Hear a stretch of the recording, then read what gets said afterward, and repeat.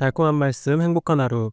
오늘 함께 나누실 말씀은 민수기 11장 4절에서 9절 말씀입니다. 그들 중에 섞여 사는 다른 인종들이 탐욕을 품음에 이스라엘 자손도 다시 울며 이르되 누가 우리에게 고기를 주어 먹게 하랴? 우리가 애굽에 있을 때에는 값없이 생선과 오이와 참외와 부추와 파와 마늘들을 먹은 것이 생각나거늘 이제는 우리의 기력이 다하여 이 만나 외에는 보이는 것이 아무것도 없도다. 하니 만나는 가시와 같고 모양은 진주와 같은 것이라 백성이 두루다니며 그것을 거두어 맷돌에 갈기도 하며 절구에 찍기도 하고 가마에 삶기도 하여 과자를 만들었으니 그 맛이 기름 섞인 과자 맛 같았더라. 밤에 이슬이 진영에 내릴 때에 만나도 함께 내렸더라. 오늘 본문은 이스라엘 백성이 광야에서 고기가 없다고 원망한 사건을 다룹니다. 그 결과 하나님께서는 메추라기를 허락하셨지만 그 과정에서 큰 재앙이 임해 많은 사람들이 죽음을 맞이하게 됩니다. 성경은 이 사건의 원인을 분명히 탐욕이라고 평가합니다. 11장 4절 말씀입니다.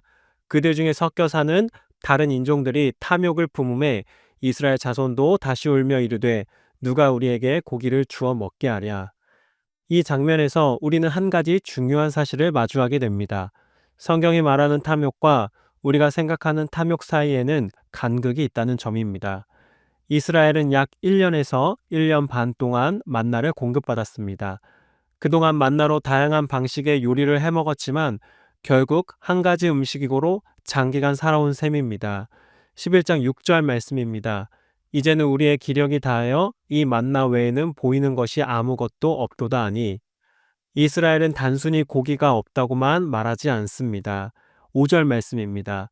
우리가 애굽에 있을 때에는 값없이 생선과 오이와 참외와 부추와 파와 마늘들을 먹은 것이 생각나거늘 광야라는 척박한 환경에서 다양한 음식을 그리워하는 이들의 요구는 인간적으로 충분히 이해할 수 있는 모습입니다.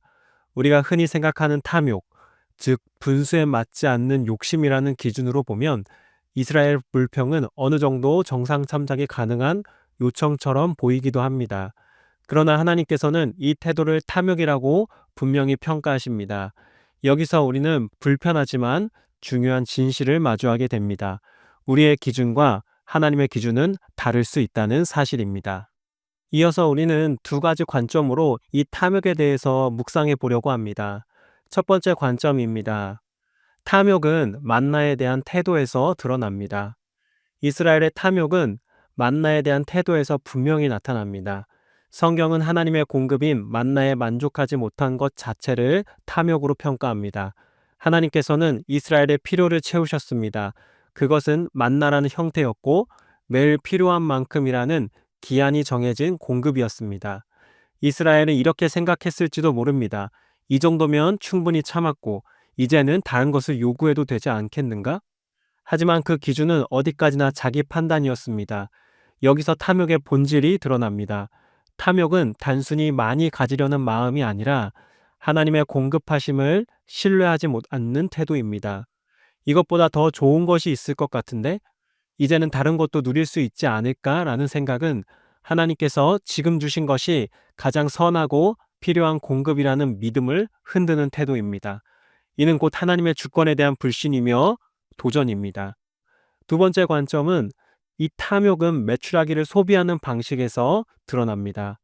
하나님께서 메추라기를 허락하셨을 때 이스라엘은 다음과 같이 행동합니다. 32절 말씀입니다.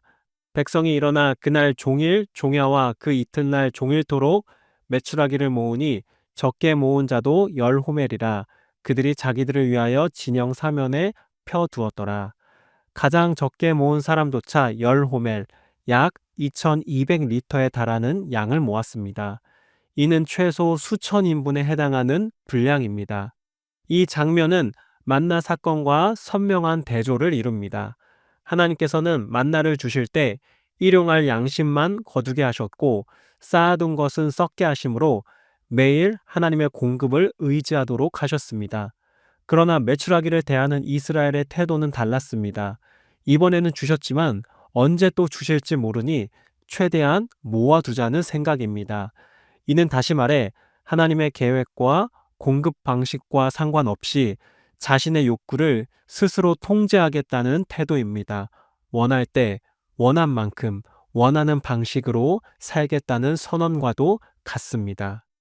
첫 번째 관점과 두 번째 관점은 하나의 주제로 모입니다. 바로 하나님과의 주도권 싸움입니다. 하나님께서 인생의 공급과 방향을 주관하시는 것을 받아들이지 않고 자신의 기준과 판단을 앞세우는 태도, 그것이 성경이 말하는 탐욕의 정체입니다. 우리는 오늘 이 질문 앞에 서게 됩니다. 우리는 하나님께서 주신 것에 만족하며 살아가고 있습니까?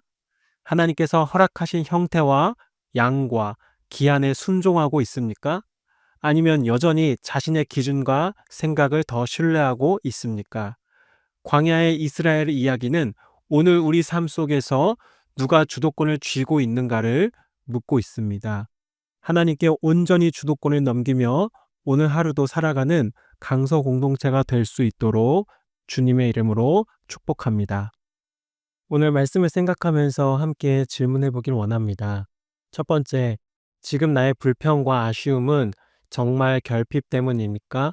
아니면 하나님께서 이미 주신 공급을 신뢰하지 못하는 마음에서 나오고 있지는 않습니까? 두 번째, 나는 오늘의 필요를 하나님께 맡기고 있습니까? 아니면 내일의 불안을 이유로 삶의 주도권을 움켜쥐고 있지는 않습니까? 우리 함께 기도하시겠습니다. 주님, 광야의 이스라엘을 바라보며 제 모습을 보게 하시니 감사합니다. 저 역시 필요한 것을 채워주신 은혜 위에 서 있으면서도 만족하지 못하고 더 나은 것을 요구하며 불평해 왔음을 고백합니다. 주님께서 지금 주신 것이 제게 가장 선한 공급임을 믿지 못하고 미래의 불안을 이유로 삶의 주도권을 쥐려 했던 마음을 용서해 주옵소서. 오늘의 양식을 주시는 주님을 신뢰하게 하시고 주님의 주권 안에서 만족하며 살아가게 하옵소서. 제 인생의 주인이 제가 아니라 주님이심을 날마다 삶으로 고백하게 하옵소서. 예수 그리스도의 이름으로 기도드립니다. 아멘.